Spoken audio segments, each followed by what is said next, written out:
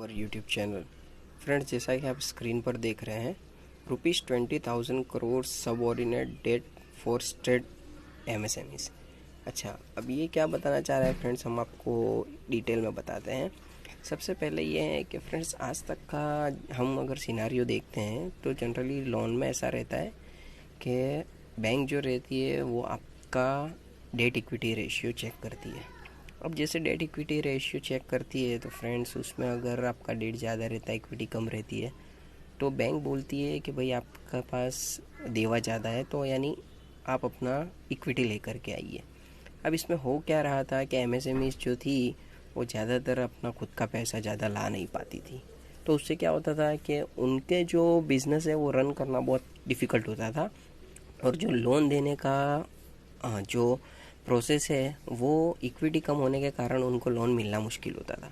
तो ये हम ऐसा कह सकते हैं कि पूरे इंडिया में या फिर पूरे वर्ल्ड में, अगर हम गलत ना हो तो, ये फर्स्ट टाइम ऐसा कंसेप्ट इंट्रोड्यूस किया गया है कि जो सब ऑर्डिनेट डेट है वो हमको जो बैंक दे रही है वो ऐसा बता रही है ये गवर्नमेंट कि आप इसको इक्विटी के माध्यम से इंट्रोड्यूस कीजिए। जी हाँ फ्रेंड्स, मैं आपको पूरा पढ़ के बताता हूँ, इससे आपको पता चलेगा कि किस तरह से ये जो सबऑर्डिनेट डेट 20,000 करोड़ का पैकेज एमएसएमईज के लिए है वो एज अ इक्विटी तरीके सपोर्ट करेगा।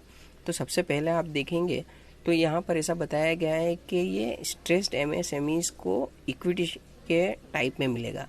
स्ट्रेस्ड एमएसएमई यानी मीन्स हम ऐसा बोल सकते हैं कि जो एमएसएमईज के पास ज़्यादातर पैसा नहीं है, जिसकी लायबिलिटी बढ़ चुकी है, जिसके पास खुद का जो कैपिटल होना चाहिए उतना नहीं है, और या तो फिर ऐसा बोल सकते हैं कि जिसने लोन लिए वो पे नहीं कर पाया है, तो वो एनपीए बन गया है, नॉन परफॉर्मिंग एसेट जिसको बोल सकते हैं। तो उसके हिसाब से क्या हुआ है कि जो पैसा है वो पूरा उनका पूरा हो चुका है, यानी लगभग खलास ही हो गया है उनका पैसा, और पैसा खलास हो गया तो धंधा भी डूबने के आसार में ही चल रहा है कि भाई अब ये इनको रिवाइव करना बहुत हार्ड पड़ जाएगा। तो गवर्नमेंट ने एक जो पैकेज दिया है उसमें ये भी कंसिडर किया गया है। तो यहाँ पे फ्रेंड्स इस तरह से बताया गया है कि हम जो बैंक है वो लोन हमको देने वाली है, और वही लोन हम एज अ इक्विटी के माध्यम से इसको बिजनेस में इंट्रोड्यूस करेंगे। तो ये बहुत ही आप ऐसा बोल सकते हैं कि एक नया ही कंसेप्ट है और नया ही एक वो बोल सकते हैं कि लोन देने का माध्यम है।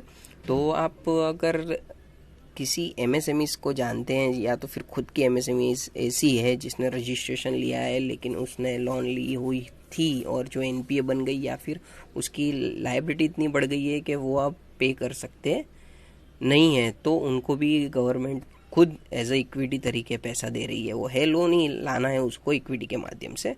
तो फ्रेंड्स, ये एक चीज़ आपसे डिस्कस करनी थी, और इसी तरह की वीडियो के लिए आप हमारे यूट्यूब चैनल को लाइक और सब्सक्राइब जरूर कीजिए। Thank you.